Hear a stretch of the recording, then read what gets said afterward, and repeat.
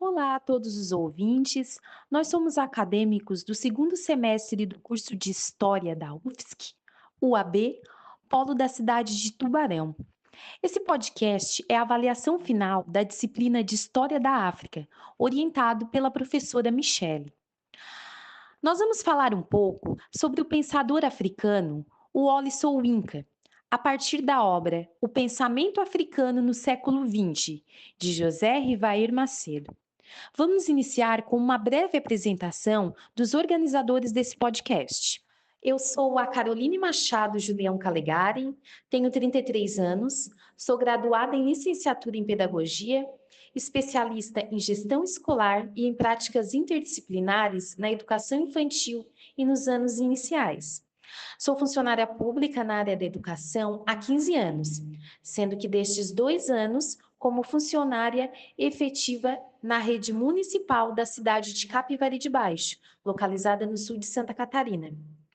Atualmente, curso licenciatura em História pela UFSC, motivada pelo desejo de ampliar meus conhecimentos, fortalecer minha prática pedagógica e aprofundar a compreensão sobre os processos históricos que constroem a sociedade, para assim contribuir de forma mais significativa para a formação crítica das crianças e possivelmente ministrando aula para o ensino fundamental e médio.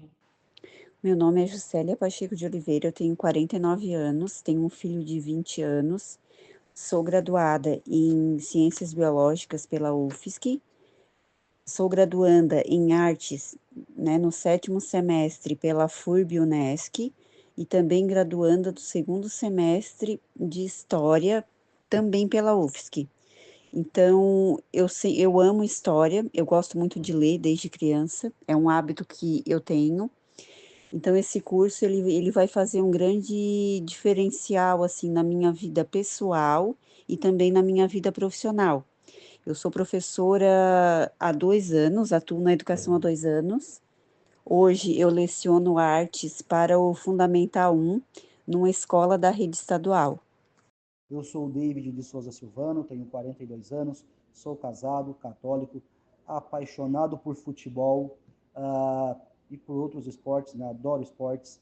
Sou um pesquisador genealógico já desde 2008, então estamos aí há 17 anos mexendo com a história de várias pessoas. E isso é uma das coisas que me motiva muito a estudar história, né? Descobrir, resgatar origens, da onde viemos, para onde migramos e aonde possivelmente poderemos estar um dia, né? Sou fã de trilhas de aventura e caminhadas ao ar livre. Sou professor da rede estadual de ensino, né? Nas disciplinas de ensino religioso e espanhol, onde eu sou efetivo aqui na rede estadual de Santa Catarina. História, já sou habilitado com complementação pedagógica, mas estou cursando uma licenciatura plena agora na UFSC, porque é meu sonho ter uma graduação da maior universidade do nosso estado e também de língua italiana, tá? Sou apaixonado por livros de imigração e esse sou eu. Olá, bom dia, boa tarde, boa noite para todos que estão me ouvindo. Eu me chamo Luciana, eu sou economista, sou advogada, tenho pós-graduação pela UAB também, em gestão pública municipal, em nível de especialização, e também mais duas especializações em andamento na área do direito, sendo a primeira em direito constitucional e a segunda em direito administrativo. Eu escolhi estudar história por ser uma paixão antiga e também porque eu tinha grande interesse em conhecer a história da África, muito motivada por um professor que eu tive na minha primeira graduação em economia, que morou muitos anos na África e defende a causa assim com unhas e dentes, né? Um professor maravilhoso e que fez um belíssimo trabalho voluntário em vários países africanos ao longo dos anos. Então ele me influenciou muito e eu já tinha uma vontade de estudar história e eu acabei indo para esse curso muito em função disso. Bem, até o momento eu não tenho interesse em seguir carreira na docência, né, por já exercer a advocacia e também por prestar concursos nessa área. Então, a minha carreira ela vai ser pautada realmente pelo campo jurídico mesmo, né? A graduação eu faço apenas pela paixão mesmo, pelo conhecimento da matéria. Entretanto, a gente não sabe o dia de amanhã, né? Então eu me mantenho aberta a todas as possibilidades aí que a vida me apresentar.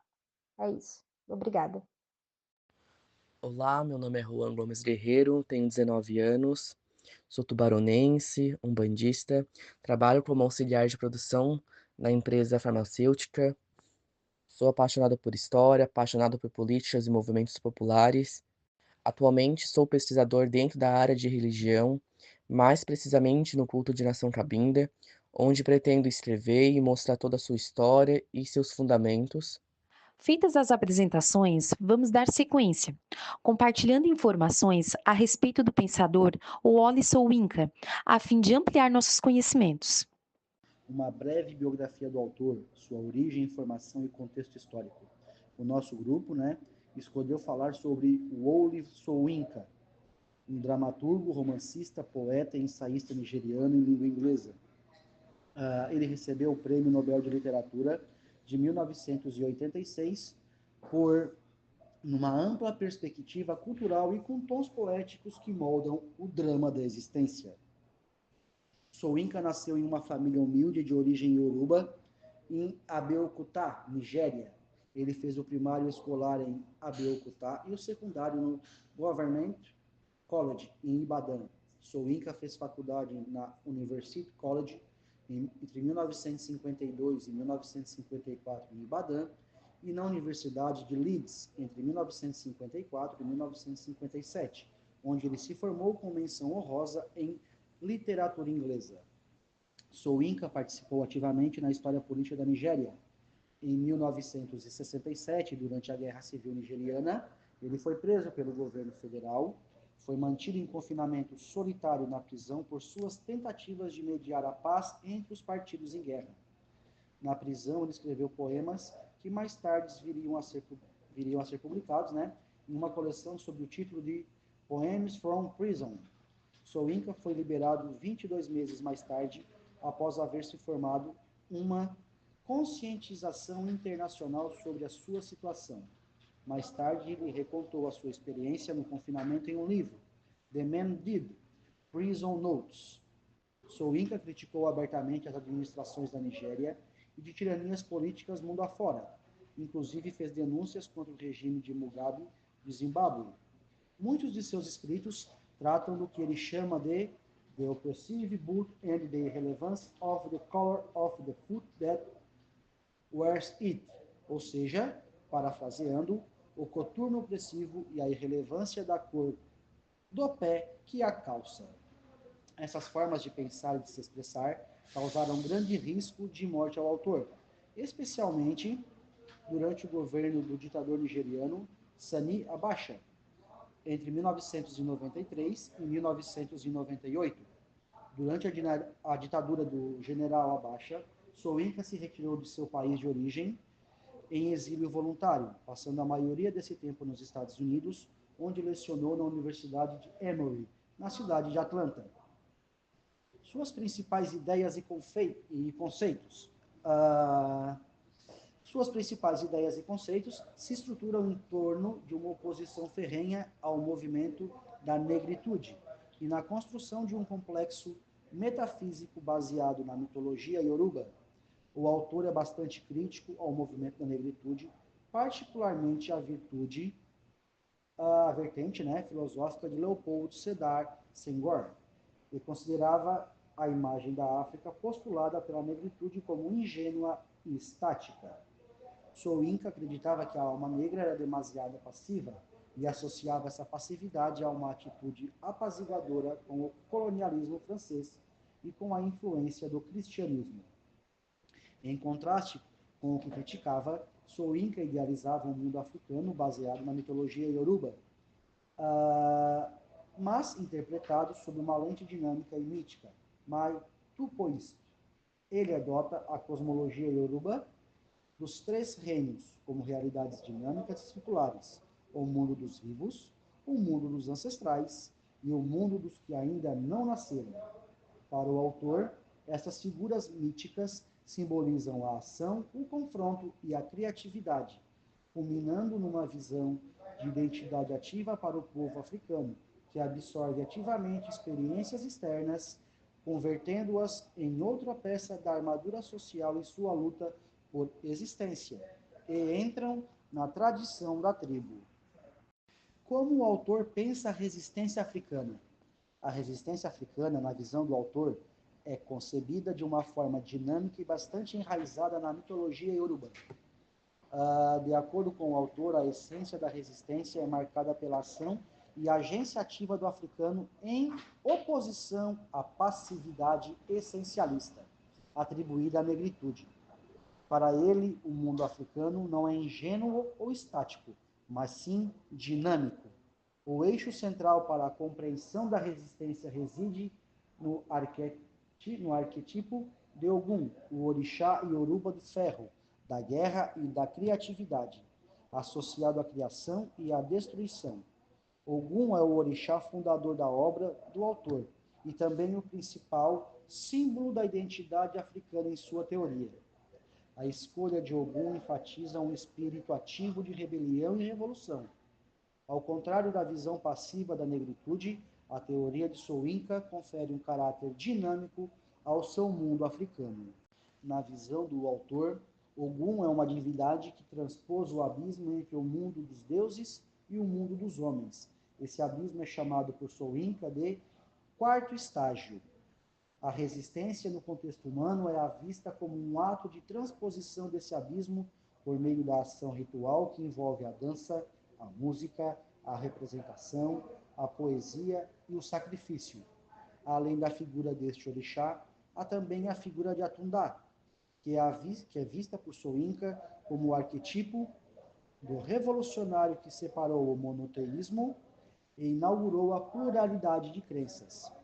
Por fim, é possível depreender que, para o autor, a resistência africana é um ato ativo, dinâmico e criativo, que rompe limites e absorve ativamente novas experiências, tendo como sustentação e paradigma a mitologia de Ogum. Sua crítica em relação à negritude se dá por considerar que a ênfase na essência negra e na emoção tendia a uma passividade influenciada por uma atitude apaziguadora com o colonialismo, e que o autor nigeriano rejeitava. A contribuição deste pensador para o pensamento africano do século XX.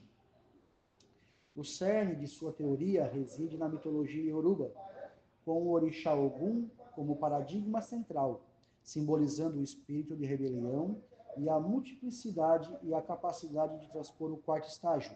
Assim, em vez da descrição de Senghor, de uma alma negra permeável, Soyinka enfatiza a agência ativa do africano, que absorve as experiências externas e as converte em recursos para a sua luta por existência e para a tradição da tribo. Por suas teorias, o autor alcançou notoriedade e influência mundial, sendo o primeiro autor africano negro a receber o Nobel de Literatura em 1986. Sua produção, vasta em drama, poesia e ensaio, contribuiu para o campo literário e ensaístico, situando-o como um pensador que inovou ao reinventar temas das vanguardas ocidentais em termos africanos, e posteriormente se concentrou na defesa de uma cultura africana, na articulação de um mundo africano. Uma reflexão final. Por que esse pensamento ainda é importante hoje? Conforme já foi explanado, a atitude do autor em relação à rejeição e à passividade e à busca por um engajamento ativo e crítico são tendências que costumam, e continuam, na verdade, a embasar o pensamento africano atual, que busca constantemente construir um discurso de autoridade em bases acadêmicas e científicas, quebrando o monopólio ocidental eurocentrista. Seu trabalho vai ao encontro de outros intelectuais e é visto como um dos alicerces do pensamento crítico ao colonialismo e o eurocentrismo. E sobre quem é o Wole Soyinka e a sua busca por um mundo africano, a gente pode dizer que o Wole Soyinka é um nigeriano de origem ioruba, Falante de língua inglesa, ele é dramaturgo, poeta, ensaísta, memorialista e romancista, né?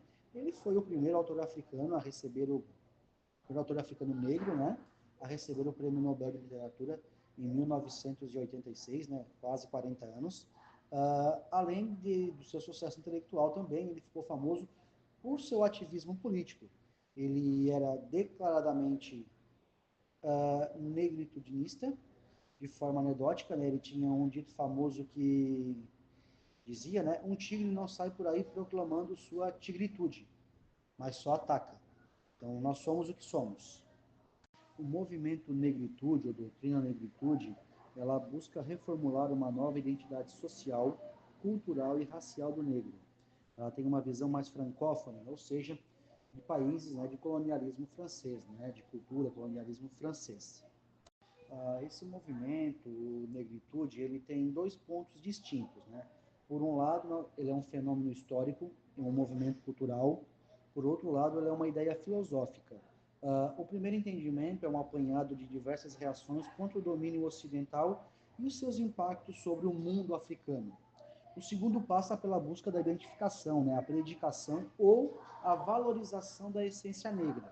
Sendo assim, o fenômeno histórico negritude ele é incontestável.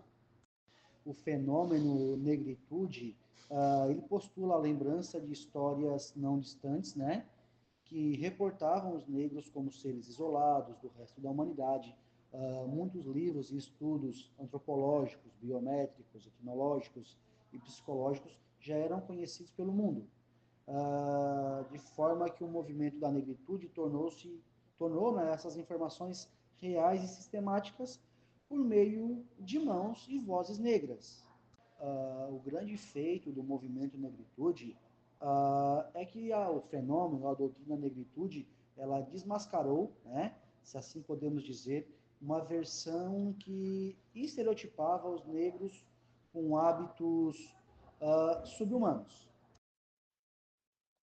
Para encerrar esse podcast, podemos dizer que o Wole Soyinka é muito mais do que um escritor. Ele é uma voz de resistência, de identidade e de luta pela liberdade. Sua trajetória mostra como a literatura pode ser uma poderosa ferramenta de denúncia, reflexão e transformação social, unindo arte, política e cultura africana, deixando um legado que ultrapassa fronteiras e continua atual. Sua história nos inspira a valorizar a diversidade, a liberdade de pensamento e o poder da palavra como instrumento de mudança.